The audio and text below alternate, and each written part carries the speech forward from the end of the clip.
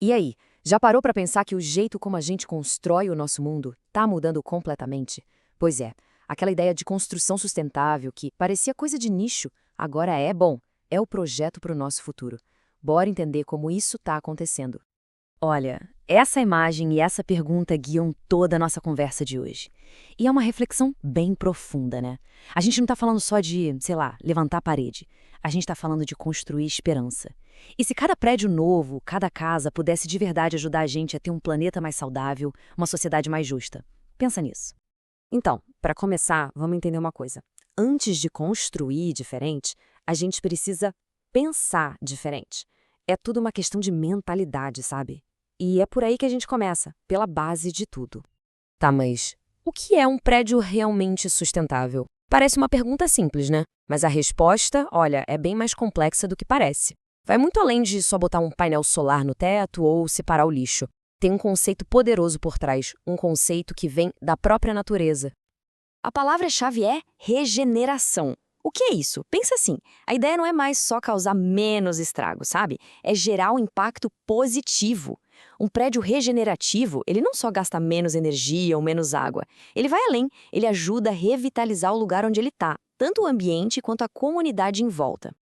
E essa citação do arquiteto Sigbert Zanettini é perfeita para ilustrar isso. Ele diz que o belo era o foco, né? Mas que hoje não dá para pensar em estética sem ter o suporte de todas as ciências. Ou seja, a arquitetura deixa de ser só sobre fazer algo bonito para virar uma coisa que junta tudo: engenharia, biologia, sociologia, para criar algo que não é só bonito, é fundamentalmente bom. Ok, então a gente já entendeu a filosofia por trás, a mudança de pensamento. Agora vamos para a prática.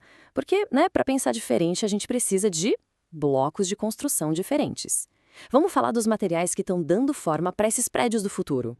E para fazer essas escolhas de um jeito inteligente, a gente precisa olhar o quadro completo. Existe uma ferramenta para isso chamada Avaliação do Ciclo de Vida, ou ACV. O que ela faz? Basicamente, ela olha a história toda de um material, de onde ele veio lá da natureza, como foi fabricado, como foi usado na obra e o que acontece com ele no final. É uma visão 360 graus, para ninguém ser pego de surpresa. E quando a gente começa a analisar as coisas desse jeito, surgem umas inovações muito legais. Pensa só. Tintas ecológicas, que não poluem. Vigas de aço feitas de metal reciclado. Janelas inteligentes que se adaptam ao calor e ao frio. Telhados que refletem o sol e refrescam a casa. E até concreto feito com entulho reciclado. Tudo isso já existe e está mudando a cara da construção. E o resultado disso tudo na prática é impressionante.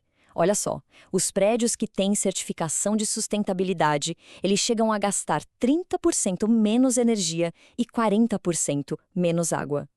40%. Agora imagina o impacto disso numa cidade inteira. A economia é real, gente. E o benefício para o planeta nem se fala.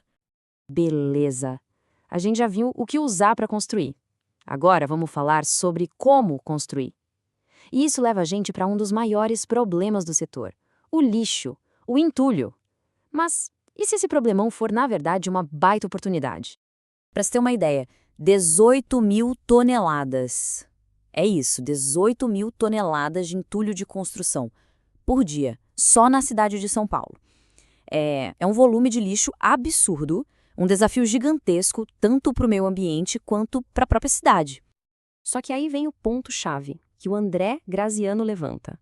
Gerar tanto lixo assim não é inevitável. Na maioria das vezes, é sinal de que o projeto foi mal planejado.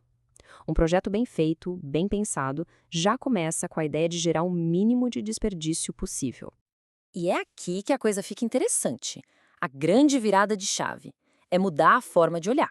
Aquele lixo, aquele entulho, e se ele for, na verdade, um recurso, matéria-prima? Essa é a lógica da economia circular na construção. O que seria o fim de um ciclo vira o comecinho de outro. Genial, né? Ok, então a gente já falou da mentalidade, dos materiais, dos processos, mas está faltando a peça mais importante desse quebra-cabeça: as pessoas. Porque sustentabilidade de verdade não é só sobre o canteiro de obras, é sobre o impacto na comunidade inteira. E como isso funciona na prática? Bom, estamos falando de coisas como Programas para alfabetizar os trabalhadores da obra, cursos para capacitar os jovens da região, conversar com os moradores antes de começar o projeto, sabe? E até comprar material de cooperativas locais, porque, no fim das contas, a sustentabilidade social é tão importante quanto a ambiental. Olha esse exemplo da Natura que é sensacional. Tinha uma árvore, a ucuúba. Antes o pessoal derrubava ela para fazer cabo de vassoura. Valor? R$ 15. Uma vez só. Agora, com a extração sustentável da manteiga de ucuúba, essa mesma árvore gera R$ 60 por ano para 600 famílias. Ou seja, a floresta em pé vale muito, mas muito mais. Mas tem um obstáculo importante no meio do caminho: a falta de informação de quem compra. A pesquisadora Kátia Punhagui aponta uma coisa.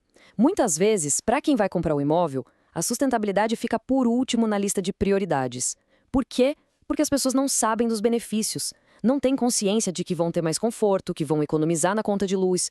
A chave para virar esse jogo é a educação, é mostrar esses benefícios. Então, para a gente ir fechando o raciocínio, vamos dar um passo para trás e olhar o quadro maior.